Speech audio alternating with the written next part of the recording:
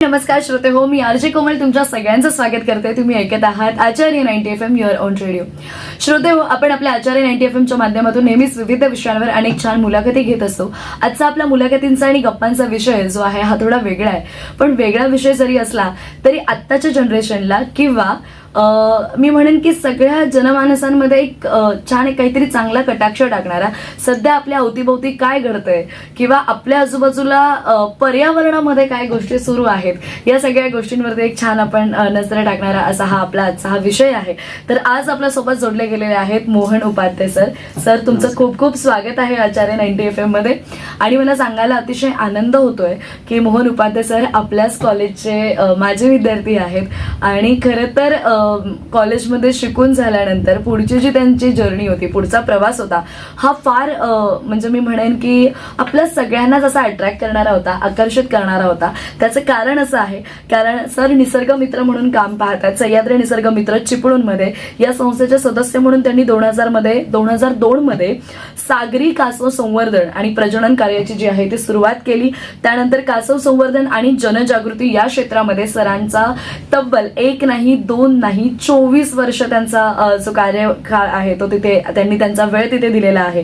महाराष्ट्रातील सागरी कासव टॅगिंग प्रयोगात त्यांचा अतिशय महत्त्वाचा वाटा राहिलेला आहे.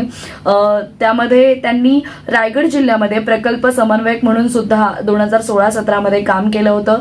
2018 ते 20 या काळामध्ये रायगड जिल्ह्यात प्रकल्प समन्वयक काम केलं. 2021 पासून रायगड आणि रत्नागिरी जिल्ह्यात मॅंग्रोव्ह फाउंडेशन म्हणजेच खारपुटी प्रतिष्ठान येथे सहाय्यक संशोधक म्हणून ते कार्यरत आहेत.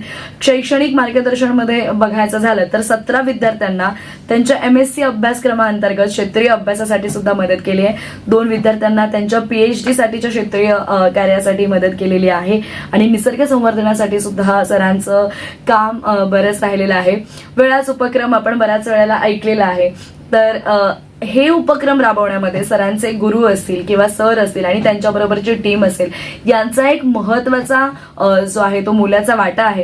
तर असे हे मी म्हणेन की निसर्ग मित्र आणि ज्यांना पर्यावरण, निसर्ग किंवा ही जी जीवसृष्टी आहे त्यांचं संवर्धन करणं ही कुठेतरी एक आपसुकच मनातून एक कुठेतरी त्यांच्यामध्ये जागृत झालेली ही प्रेरणा आणि या प्रेरणेतून सुरू झालेला त्यांचा हा प्रवास, असं हे मोहन उपाध्ये सर आज आपल्यासोबत जोडले गेले. सर, पुन्हा एकदा खूप खूप स्वागत. खरं तर सर, या सगळ्या गोष्टींची ओळख करून देताना मनामध्ये पहिला प्रश्न आला की तुम्हाला कशी आवड निर्माण झाली. कारण बिहाइंड कॅमेरा तुम्ही एक गोष्ट सांगितलीत की तुम्ही राहायला मुंबईमध्ये होतात, मुंबईमध्ये तुमचं शिक्षण झालेलं, तर आपल्याच कॉलेजमध्ये तुम्ही ते शिकलात. पण मग ही जर्नी पुढे कशी सुरू झाली?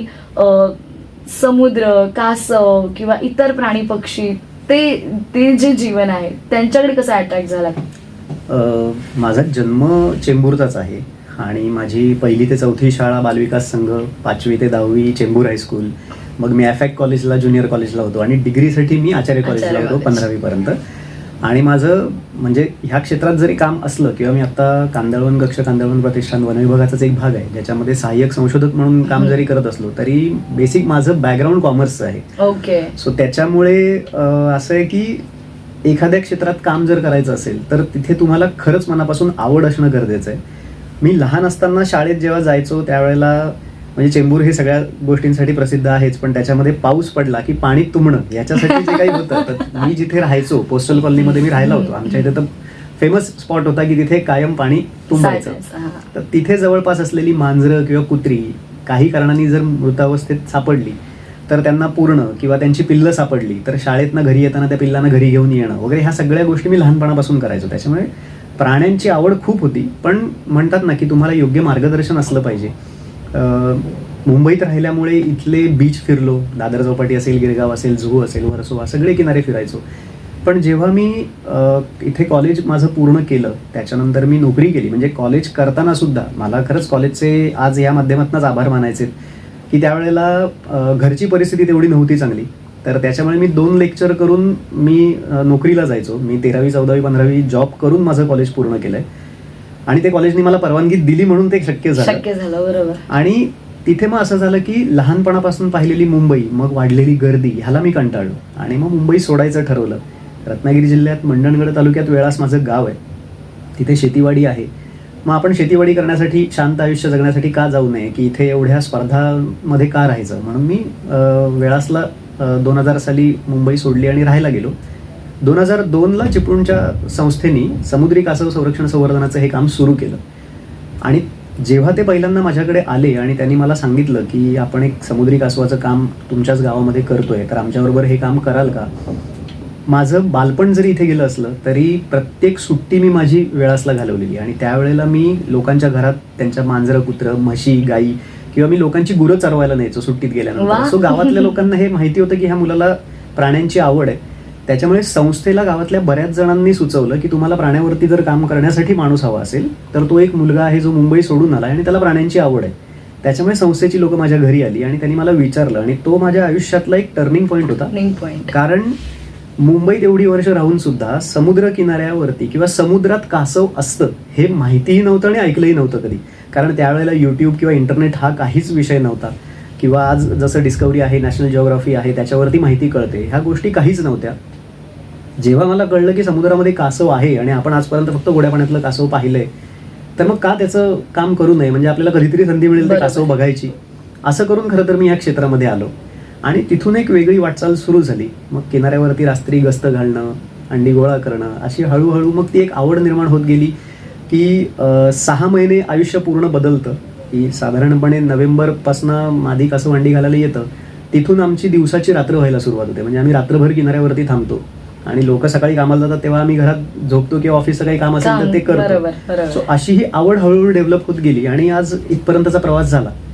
क्या बात आहे. म्हणजे आपण म्हणतो ना की गावी काय ठेवलंय, गावात काय आहे, किंवा बरीच लोक पोटा पाण्याचा प्रश्न सोडवण्यासाठी मुंबईमध्ये येतात किंवा शहरांच्या ठिकाणी जातात आणि काम किंवा आपलं जो काही आवड आहे त्याच्यामध्ये काम करू पाहतात. खरं तर इथल्या गर्दीला कंटाळून तुम्ही गावी जाण्याचा निर्णय घेतला आणि मला असं वाटतं प्रत्येक माणसाच्या आयुष्यामध्ये त्याच्या आयुष्याला एक कलाटणी देणारा एक प्रसंग येत असतो. तो तुमच्या आयुष्यामध्ये मला असं वाटतं गावी जाऊन आला. खूप इंटरेस्टिंग आहे हे सगळं. सर, आता कासव संवर्धन क्षेत्रामध्ये जसं काम करायला तुम्ही सुरुवात केली, त्याविषयी तुम्हाला अगोदर माहीत होतं का, किंवा हळूहळू त्याचा अभ्यास तुम्ही कसा केलात, किंवा मग की हा जर कासव संवर्धन करायचं म्हणजे नेमकं काय करायचंय किंवा काय. मी म्हटलं तसं मला स्वतःला समुद्री कासवाबद्दल काहीच माहिती नव्हतं. माझी पाटी पूर्ण कोरी होती. मला ह्या क्षेत्रामध्ये 2 गुरु लाभलेत.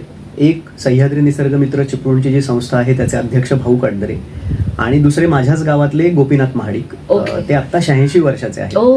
गोपीनाथ काकांनी त्यांच्या लहानपणापासून ह्या समुद्री कासवांची अंडी चोरून खाल्लेली आहे. त्याच्यामुळे ती अंडी शोधायची कशी, त्याच्यानंतर ती उचलायची कशी, हे सगळं त्यांना व्यवस्थित माहिती होतं. आणि शास्त्रीय ज्ञान किंवा पुस्तकी ज्ञान हे भाऊंकडे खूप चांगलं होतं. त्याच्यामुळे हे 2 गुरु मला लाभले. आणि जेव्हा मला विचारणा करण्यात आली की तू असं असं समुद्री कासवाचा आपण जो उपक्रम केला त्याच्यात काम करशील का, तर मी ह्या 2 दिग्गजांच्या हाताखाली सुरुवातीला तयारी केली. पण पहिली 5 वर्ष मला एकदाही मादी कासव समुद्रावरती अंडी घालताना दिसलेलं नाहीये. तिथे माझ्या लक्षात आलं होतं की कुठेतरी मी कमी पडतोय, की माझ्या गुरूंना माहिती आहे की कासव येतंय, अंडी घालतंय, आणि मला ते दिसत नाही, म्हणजे मी कुठेतरी कमी पडतोय. मग मी त्याच्यावरती काम करायला सुरुवात केली. आणि त्या 5 वर्षानंतर आजपर्यंत अशी एकही वेळ नाहीये की मी समुद्रातलं कासव किनाऱ्यावरती अंडी घालताना पाहिलेलं नाही. मला दरवर्षी कासव दिसतात. रादर आता असं आहे की कासव समुद्रातनं बाहेर येण्याआधी मला इंट्युशन्स येतात आणि मी सांगतो घरात बसून सुद्धा की आता कासव येईल, आणि किनाऱ्यावर गेलो तर कासव किनाऱ्यावरती असतं. क्या बात आहे. म्हणजे मी ह्याला म्हणेन की एकतर सातत्य, सराव, परिश्रम. कारण फक्त अभ्यास केला आणि पुस्तकी ज्ञान घेतलं, पण त्या ज्ञानाबरोबर जोपर्यंत तुम्ही फील्डवरती जाऊन पाहत नाही, तिथे अनुभव घेत नाही, किंवा ग्राउंडवरती जाऊन, जसं म्हटलं जातं मीडियाच्या भाषेत एक वर्ड आहे की ग्राउंड वर्क जाऊन किंवा ग्राउंड रिपोर्टिंग करणं. सो जोपर्यंत आपण तिथे जाऊन ते करत नाही तोपर्यंत ते डेफिनेटली ते कधी येणार नाही. कारण अर्थात तुमचे 2 गुरु ज्यांनी तुम्हाला इतक्या सगळ्या गोष्टी शिकवल्या, तुमची जी पाटी कोरी होती त्यावरती अनेक धडे तुमच्याकडून गिरवून घेतले. खरं तर यामध्ये तुम्ही पुढे शिकत गेलात. पण सर, कासवांच्याच बाबतीत जर म्हणायचं गेलं तर तुमच्या कार्यक्षेत्राच्या ह्याच्यामध्ये कोणत्या प्रकारच्या कासवांच्या प्रजाती ज्या आहेत त्या जास्त प्रमाणात आढळतात? तुम्ही कोणत्या कासवांच्या जातींसोबत म्हणजे त्यांना पाहिलेलं आहे किंवा त्यांचं तिथे येणं किंवा ते तिथे अंडी घालतात, तर त्यांच्याही वेगवेगळ्या प्रजाती असेल किंवा काय, तर त्यांच्याविषयी आम्हाला माहिती सांगा. मुळात आपल्याकडे जगभरामध्ये समुद्री कासवाच्या 7 प्रजाती आहेत आणि मी ज्या कासवासाठी काम करतोय हे समुद्रातलं कासव आहे. बऱ्याच जणांना समुद्रामध्ये कासव असतं हे माहिती नसतं. म्हणजे हो. माझी जी पूर्वीची वेळ होती, म्हणजे तो दिवस आठवला की मलाही हसायला येतं की मलाही एक काळ असा होता की समुद्रात कासव असतं माहिती नव्हतं. पण भाऊ काटदऱ्यांसारख्या व्यक्तींनी मला वेगवेगळे संशोधनात्मक पेपर किंवा काही पुस्तकं दिली, ज्याच्या माध्यमातून मला वाचनामध्ये ह्या गोष्टी कळत गेल्या की समुद्रातल्या कासवांच्या 7 प्रजाती असतात. आणि आत्ता सध्या महाराष्ट्राच्या किनारपट्टीवरती आपल्याकडे कोकणाला 5 समुद्र किनारपट्ट्यांचे जिल्हे लाभलेले आहेत. तर तिथे आपल्याकडे ऑलिव्ह रिडले जातीचं समुद्रातलं हे सगळ्यात छोट्या प्रजातीचं कासव अंडी घालायला येतं. गेल्या 2-3 वर्षांमध्ये सिंधुदुर्ग जिल्ह्यामध्ये आपल्याला 1 किंवा 2 ह्या संख्येने ग्रीन सी टर्टल जातीची कासवाची अंडी सुद्धा सापडलेली आहेत. सो प्रामुख्याने आता मी ज्या कासवांसाठी काम करतोय वनविभागामार्फत, तर ते ऑलिव्ह रिडले जातीचं कासव आहे, जे जगातल्या 7 प्रजातीतल्या कासवांमधलं सगळ्यात छोटं जरी असलं तरी पूर्ण वाढ झालेली, प्रौढत्वाला आलेली मादी ही 50 किलोपर्यंत वजनाला जाते. ओ. आणि पूर्ण वाढ झाली असेल तर 5 फुटापर्यंत तिची लांबी जाऊ शकते. आणि बापरे. जगातलं सगळ्यात छोटं कासव आहे. बापरे, माझ्या माहितीमध्ये खूप नवीन आहे हे सगळं माझ्यासाठी. म्हणजे आपली सर्वसामान्य लोकांची कासव आणि त्याच्याकडे पाहण्याचा दृष्टिकोन हा खूपच वेगळा आहे. खूप वेगळा. म्हणजे माझं झालं, मी ऐकते नंतर असं झालं, ओ माय गॉड, हे असं आहे. सो द थिंग इज की आपण पाहिलेला किंवा लहान मुलांना एक अट्रॅक्शन असतं कासव म्हटलं की, किंवा आपल्या गोष्टीतला कासव आणि खऱ्या आयुष्यातला कासव हा इतका डिफरन्स आहे. खूप फरक आहे. आणि मुळात ह्या गोष्टी आहेत हे माहिती होणं खूप गरजेचं आहे. खरं. सर, आपण प्रजनन याविषयी तुम्ही अभ्यास केला आहे किंवा तुम्हाला या बऱ्याच गोष्टींचं तुम्ही नॉलेज आहे, तुम्ही आज त्या क्षेत्रात संशोधन करताय किंवा काम करताय. सर, ज्या वेळेला कासव जे आहेत ते प्रजननाची त्यांची जी काही प्रक्रिया असते त्यावेळेला त्यांची कोणती विशेष काळजी तिथे घेतली जाते का, किंवा आपल्या वनविभागाच्या माध्यमातून अशी कोणती विशेष गोष्टी आहेत ज्या तिथे केल्या जातात किंवा काय? सुरुवातीला जेव्हा हे काम झालं त्यावेळेला वनविभागाचं प्रादेशिक म्हणून एक विभाग असतो, त्यांच्यामार्फत हे काम राबवलं जात होतं. आणि आता गेली 3 वर्ष कांदळवन कक्ष म्हणजे आपल्या खाडी किनारी जे मॅनग्रोव्ज किंवा तिवर येतं, तर त्या विभागाकडे आत्ता सध्या हे काम आहे. आणि त्याच्यामध्ये मुळात काळजी अशी घेतली जाते की किनारे स्वच्छ कसे राखले जातील, किनाऱ्यावरती शांतता कशी राहील, आणि सगळ्यात महत्त्वाचं म्हणजे एखादं काम जर करायचं असेल तर आपल्याला त्याच्यासाठी लागणारं माणूसबळ तयार करणं, त्याच्यामुळे ग्रामस्थांबरोबर एक चांगला रेपो डेव्हलप करणं, ग्रामस्थांनाच ह्या गोष्टीची माहिती देणं आणि त्याच लोकांना त्या कामासाठी नियुक्त करणं, हे सगळ्यात महत्त्वाचं काम मुळात प्रॅक्टिस म्हणून आत्ता वनविभागाकडनं केलं जातं. कारण याच्यामध्ये आपल्याकडे असं म्हटलं जातं की गाव करील ते राव काय करील. म्हणजे गावातली माणसं जर उभी राहिली एखाद्या कामाला आणि त्यांनी जर ठरवलं तर कुठलंही काम आपल्यासाठी अशक्य नाहीये. बरोबर. आणि त्याचाच प्रत्यय आहे की गेली 24 वर्ष सातत्याने चालू असलेलं समुद्री कासव संरक्षण संवर्धन हा प्रकल्प आज महाराष्ट्रातला हा असा प्रकल्प आहे जो आपल्या देशामध्ये सगळ्यात शेवटी सुरू झाला. कारण आपल्या भारतामध्ये आपण भारताची पश्चिम किनारपट्टी धरली तर गुजरात, महाराष्ट्र, गोवा, कर्नाटक, केरळ आणि पूर्व किनारपट्टीला तमिळनाडू, चेन्नई, ओरिसा ह्या सगळ्या राज्यांमध्ये हे काम सुरू आहे.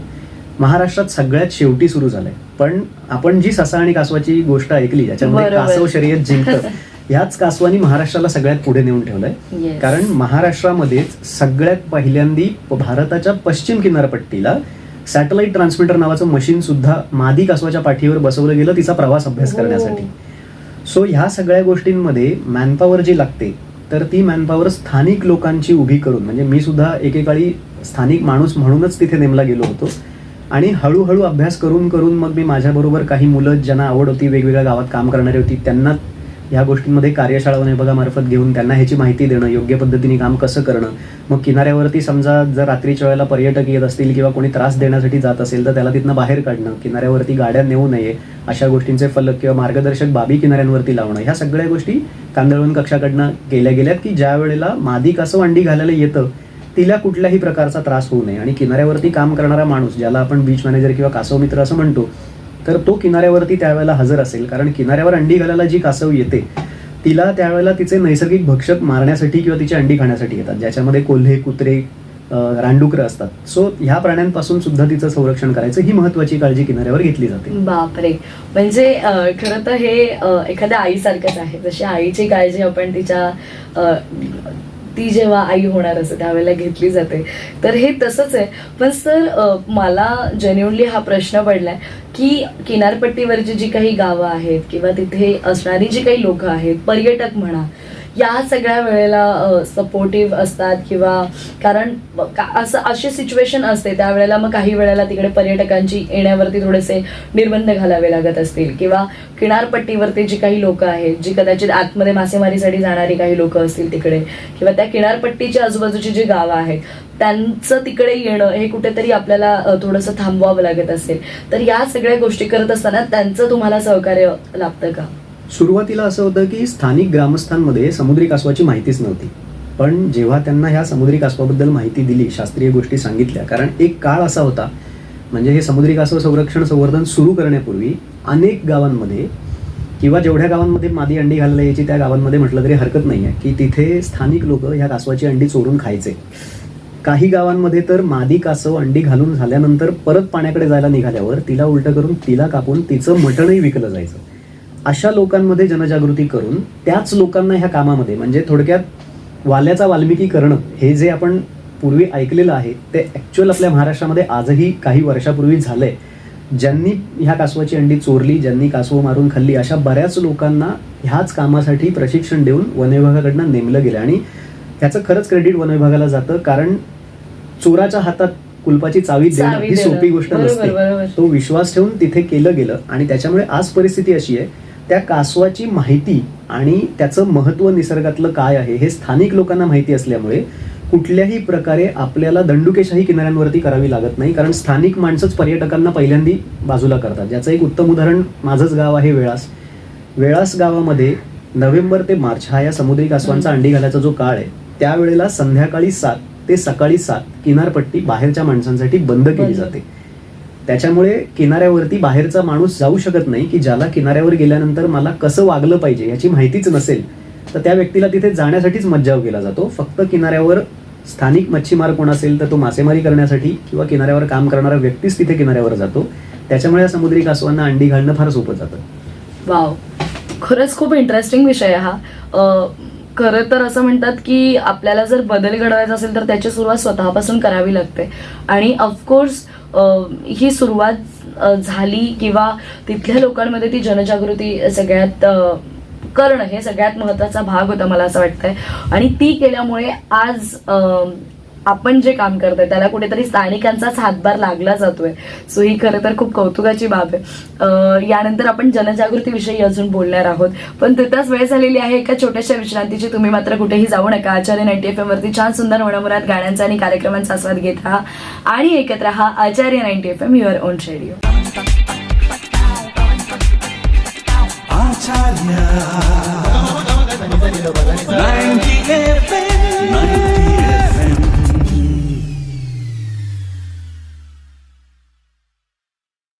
श्रोते हो, पुन्हा एकदा छोट्याशा विश्रांतीनंतर मी आरजे कोमल तुमच्या सगळ्यांचं स्वागत करते. तुम्ही ऐकत आहात आचार्य 90 FM युअर ओन रेडिओ आणि आपला सेगमेंट आज आपल्या आचार्य 90 FMच्या या स्टुडिओमध्ये आज आपण एका अशा व्यक्तीसोबत बोलत आहोत, त्यांचं निसर्गावर असणारं, प्राण्यांवरती असणारं आणि एकंदरीत या जीवसृष्टीवर असणारं जे प्रेम आहे आणि त्यातून त्यांनी कुठेतरी वनविभागामध्ये जाऊन वनविभागामध्ये होणारी जी काही कामं आहेत, पर्यावरणासाठी होणारे जे उपक्रम आहेत त्यामध्ये त्यांनी विशेषत्वाने सहभाग नोंदवला आणि या संशोधक म्हणून वनविभागामध्ये सुद्धा कार्यरत आहेत.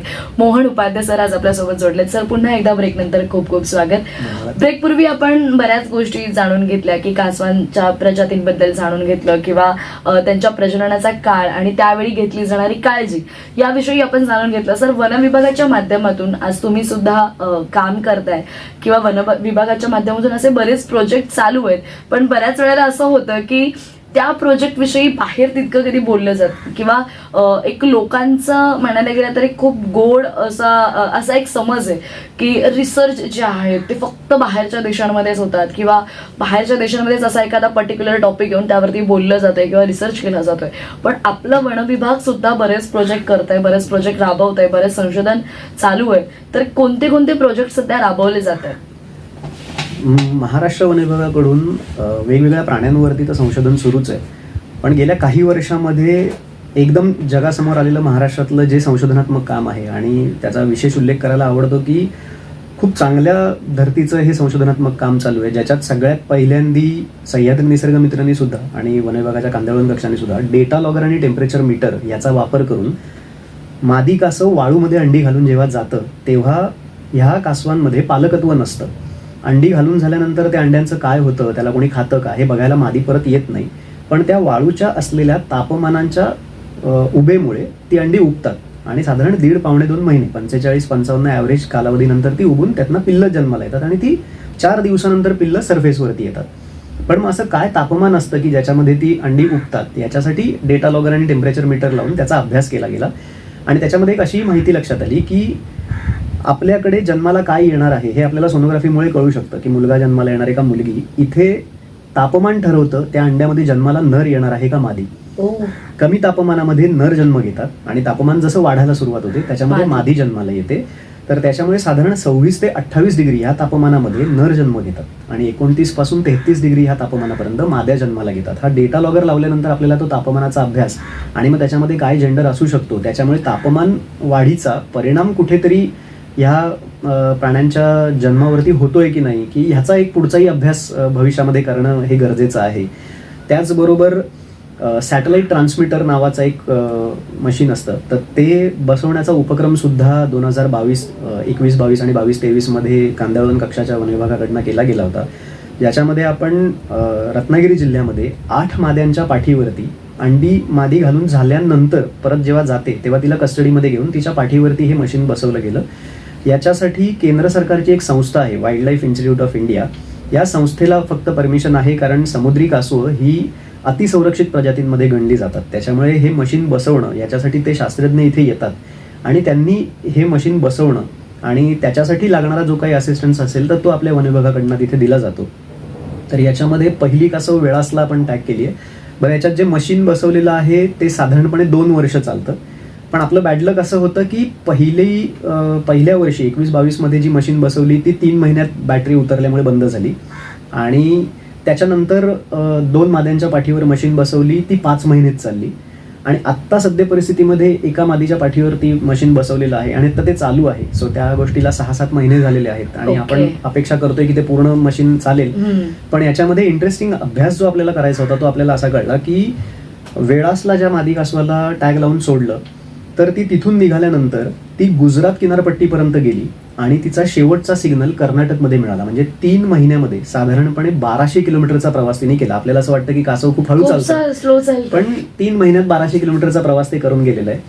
त्याच्यानंतर दुसरी जी होती तिला अंजरल्यामध्ये, दापोली तालुक्यात अंजरले म्हणून गाव आहे, तिथे टॅग केलं होतं आणि तिला टॅग केल्यानंतर तिने 30व्या दिवशी केळशीमध्ये येऊन परत अंडी घातली. सो समुद्री कासवांबद्दल आम्ही रिसर्च पेपर वाचलेले होते की 25-30 दिवसाच्या काळानंतर मादी कासव परत त्याच किनाऱ्यावर जिथे जन्म घेतलेला असतो तिथे किंवा जवळपासच्या किनाऱ्यावर येऊन अंडी घालते आणि आपल्याला पहिल्यांदा पुराव्यानिशी हे कळलंय की खरोखर ही कासवं त्या किनाऱ्यावर किंवा जवळपासच्या किनाऱ्यावरती अंडी घालायला येतात.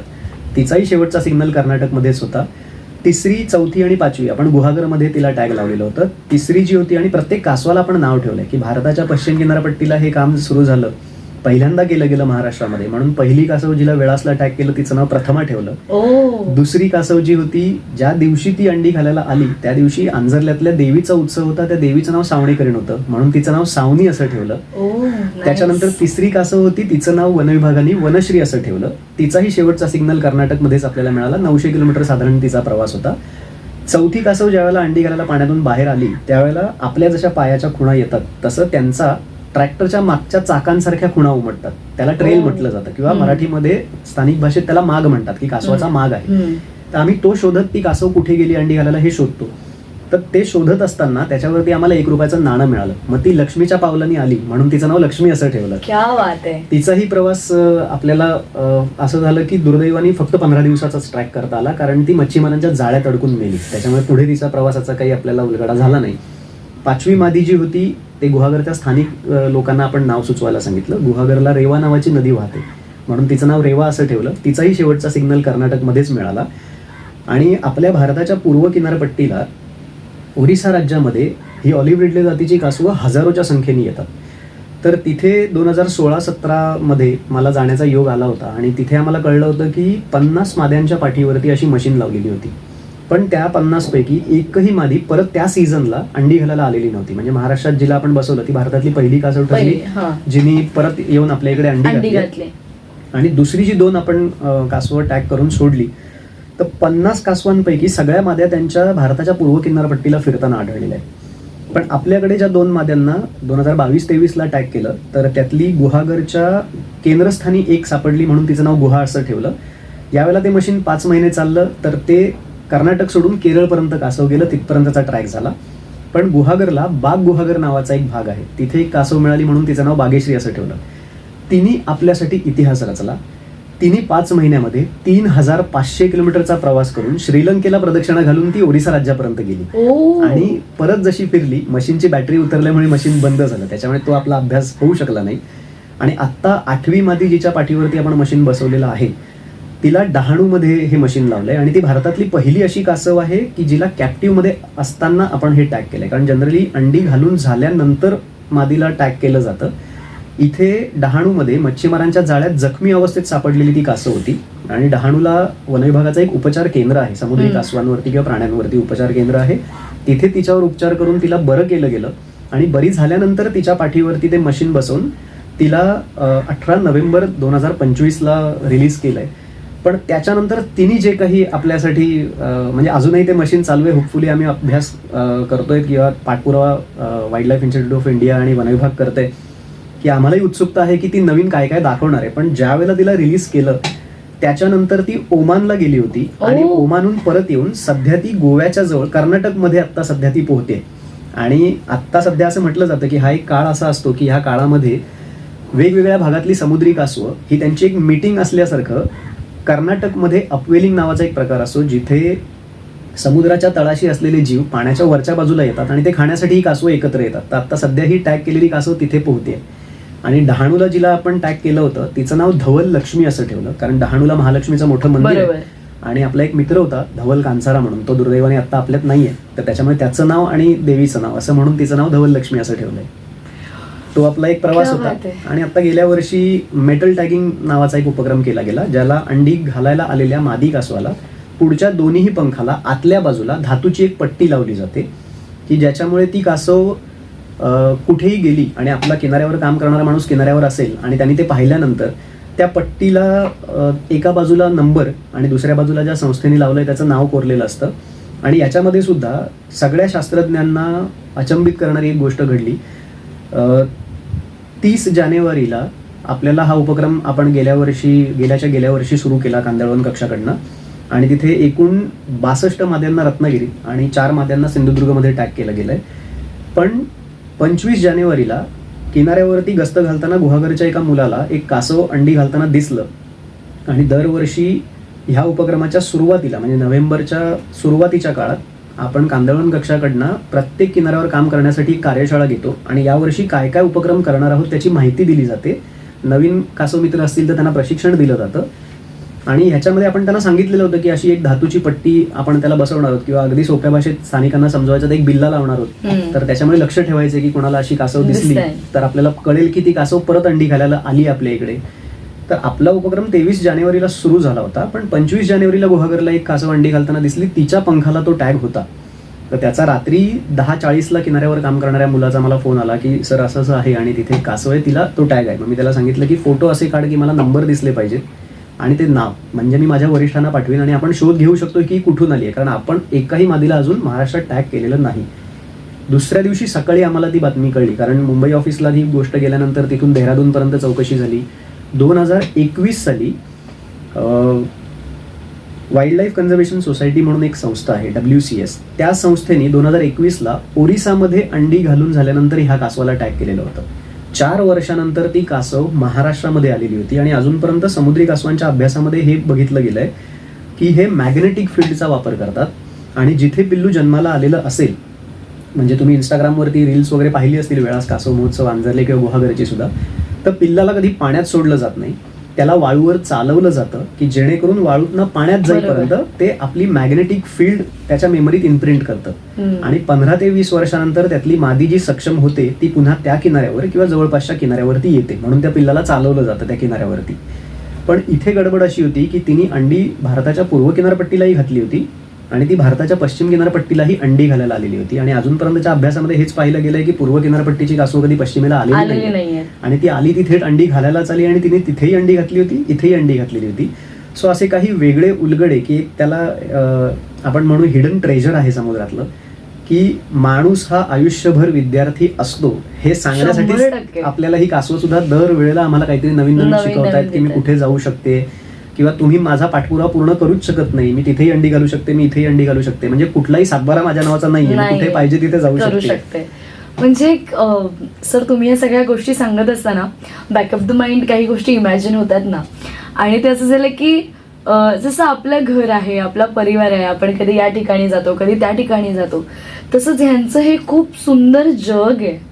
खरंय. ते कासव त्या त्या जगांमध्ये वावरत असतात किंवा आणि किती हे मी म्हणेन की आपण माणूस असून आपण एवढे सिस्टमॅटिक आहोत का, किंवा आपण इतके ऑर्गनाइज्ड आहोत का की हे प्राणीजीव आपण ज्यांना म्हणतो, किंवा त्यांना हा प्रवास कसा समजत असेल, किंवा हे खूप कुतूहलात्मक आहे सगळं. खूप असं नाही का, असं उत्सुकता वाढवणार आहे मी म्हणेन की अरे हे असं कसं झालं असेल, हा जो एक प्रश्न आहे ना, अरे अच्छा असं पण होतं का. आणि सगळं हे आश्चर्यकारक आहे मी म्हणेन, कारण जर आपण एखाद्या कॉमन व्यक्तीला ह्या गोष्टी जेव्हा सांगतो तेव्हा फॉर एक्झाम्पल जसं माझं झालं की एक कासव 3000 किलोमीटरचा प्रवास करतो, एक कासव 1200 किलोमीटरचा प्रवास करतोय, तोही इतक्या वेळेमध्ये.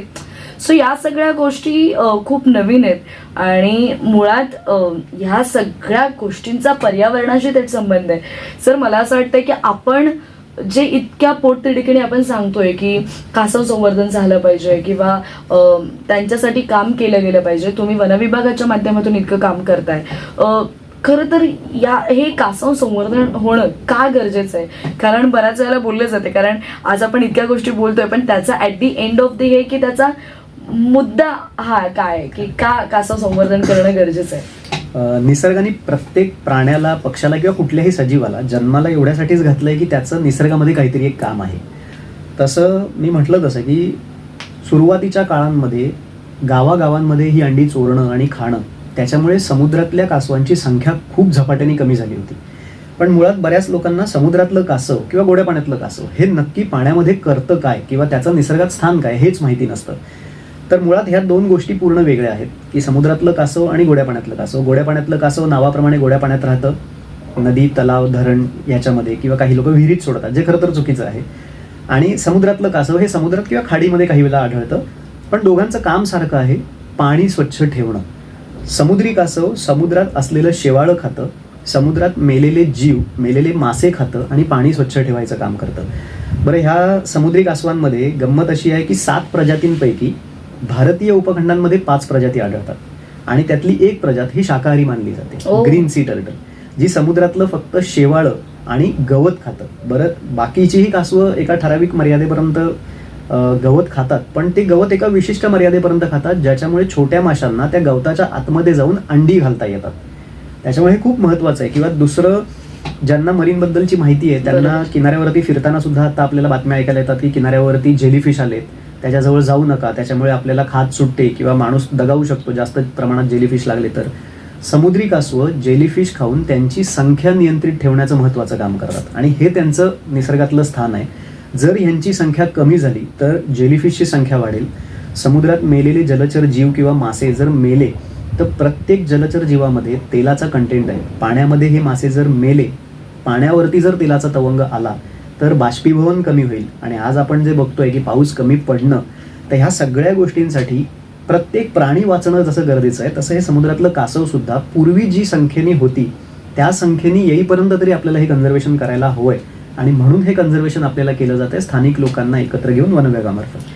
नक्कीच ही जी मुलाखत आहे ही खरं तर अगदीच अशी म्हणजे मलाच इतकं असं वाटतं की हा विषय संपूच नाही. रॅदर आय कॅन से की ह्याच्यावरती केवळ एक पॉडकास्ट नाही तर असे बरेच एक छान सिरीज होऊ शकते आणि या सिरीजमध्ये आपण मग जसं इन डिटेल सगळ्या गोष्टी बोलू शकू, पण वेळेअभावी कुठेतरी आपल्याला थोडासा उरकता घ्यावा लागेल सर. म्हणून ॲट दी एंड ब्रेक नाही घेणार, पण आता मी डिरेक्टली और इनडिरेक्टली सगळ्यांनीच म्हणजे मला असं वाटतं हल्ली सोशल मीडिया सगळे स्क्रोल आपण सतत करत असतो आणि हे स्क्रोलिंग करता करता काही असे छान टुरिस्ट असतात, काही असे छान भ्रमंती करणारी लोक असतात आणि त्यांना ती रील आपल्याला ती येतेच की वेळास महोत्सव. आणि त्याविषयी आम्ही खूप ऐकलंय, तुम्ही स्वतः काम केलंय या महोत्सवासाठी, ह्या उपक्रमासाठी. तर ही संकल्पना तुम्हाला कशी सुचली? कारण बऱ्याच जणांनी इथे जाऊन ह्या व्यास प्रकल्पाला जाऊन व्हिजिट केलेलं आहे, कासव आलेले पाहिलेले आहेत. इतक्या मोठ्या प्रमाणामध्ये जेव्हा कासव त्या किनारपट्टीवरती येतात त्याची छायाचित्रणं बऱ्याच जणांनी घेतली, सोशल मीडियावरती त्याविषयी अवेअरनेस झालेला आहे. तर हा प्रकल्प कसा सुचला, नेमका काय प्रकल्प आहे याविषयी सांगा. काम सुरू झाल्यानंतर स्थानिक लोकांमध्ये माहितीचा अभाव आहे हे लक्षात आलं आणि जर हे काम सुरू करायचं आहे तर गावामध्ये 2 कॅटेगरी होत्या. म्हणजे सर्वे केले गेले की आपण हे संवर्धन करताना गावातल्या लोकांना, स्थानिकांना ह्याच्याबद्दल किती माहिती आहे, आणि ह्याचं सगळं क्रेडिट सह्याद्री निसर्ग संस्थेला आणि वन विभागाला आहे. की या सर्वेमध्ये असं लक्षात आलं होतं की काही लोक ह्याची अंडी चोरून घरात खातात, घरातल्या बैलांना खायला घालतात आणि उरलेली अंडी ही आसपासच्या गावात विकतात. आणि काही असेही लोक आम्हाला सापडलेत की जी अंडी आणून फक्त विकायची आणि त्यातनं आलेल्या पैशातनं जो ह्या कासवांचा अंडी घालायचा काळ असतो 5 ते 6 महिन्याच्या, त्या काळामध्ये स्वतःचं घर चालवायचे. म्हणजे इतक्या प्रमाणामध्ये अंडी चोरली जायची. पण जर हे कन्झर्वेशन किंवा संरक्षण संवर्धन सुरू झालं आणि आता कासवाची अंडी चोरायची नाहीत हे स्थानिकांना सांगितल्यानंतर कुठेतरी त्यांचाही विचार मनात आणायला हवा होता की त्यांचं उत्पन्नाचं साधन थांबणार होतं.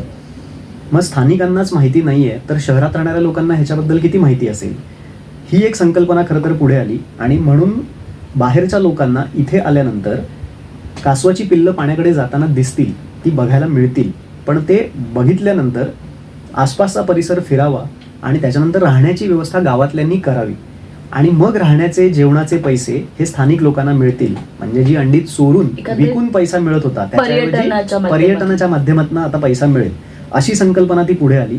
आणि म्हणून पहिल्या वर्षी संस्थेने 125 लोकांना फक्त तिथे आमंत्रित केलेलं होतं. पण ती 125 लोक ती होती ज्यांनी संस्थेला या कामामध्ये पूर्वी डोनेशन्स दिलेली होती, मदत केलेली होती आणि सगळे पर्यावरण प्रेमी होते. त्याच्यामुळे वेळास हे एक असं गाव होतं की आम्ही गंमत म्हणून सांगतो की जगामध्ये एक लास वेगास आहे आणि दुसरा आमचा एक लॉस्ट वेळास आहे, की ते हरवलेलं गाव होतं. आत्ता सुद्धा वेळासमध्ये लँडलाईन फोन नाही, फक्त जिओ सिमला नेटवर्क आहे, बाकी कुठलंही फोनचं सिम कार्ड चालत नाही. आणि एकदा तो टॉवर बंद झाला की आम्ही हरवलेलोच असतो कुठेतरी. त्याच्यामुळे बाकीचे सिम कार्डवाले आल्यानंतर त्यांनी फ्लाईट मोडला तिथे फोन टाकायचा. पण मग हेच आपण 2002-03 ला विचार कराल तर किती रिमोट गाव असेल. आजही आमच्या गावामध्ये वर्तमानपत्र येत नाही, इतकं रिमोट गाव आहे. मग अशा ठिकाणी लोक आल्यानंतर तुम्हाला कदाचित अंगणात झोपवलं जाईल, राहायची चांगली व्यवस्था मिळणार नाही, जेवण चांगलं मिळेल कारण कोकणातल्या माणसाचं ते एक असतं की पोटभर जेवायला घालतो, पण मग अशी राहायची तयारी असेल तर तुम्ही या, असं सांगून 125 जी लोक आणली. आणि त्यांनी पहिल्यांदा जी पिल्लं पाण्यात जाताना पाहिली आणि त्यांनी सांगितलं की पहिला 2006 जो कासव महोत्सव झाला तो एकाच दिवसाचा केला होता, कारण अनुभव घ्यायचा होता की 125 लोक आल्यानंतर सगळं मॅनेज गावातल्या लोकांना करता येतंय का, संस्थेला मॅनेज करता येईल का, वनविभाग त्याच्यामध्ये कितपत उतरू शकतंय. कारण नवीन क्षेत्रामध्ये पर्यटन करताना पहिल्यांदी रिस्क काय असते हेही अभ्यास केला जातो. कारण निगेटिव्ह मार्किंग झालं तर तो प्रकल्प तिथेच थांबला. त्याच्यामुळे म्हणतात तसं की सगळ्या गोष्टींचा सारासार विचार करून हे सुरू झालं. पण आलेल्या 125 लोकांनी इतकं तोंड भरून कौतुक केलं की आता आम्ही घरी जाऊन आमच्या मित्रांना, नातेवाईकांना सांगू, पण एकाच दिवसाचा महोत्सव होता, तो संपला, आता परत आम्हाला बघता येणार नाही. मग 2007 3 दिवसाचा केला, 2008 तो 8 दिवसाचा केला.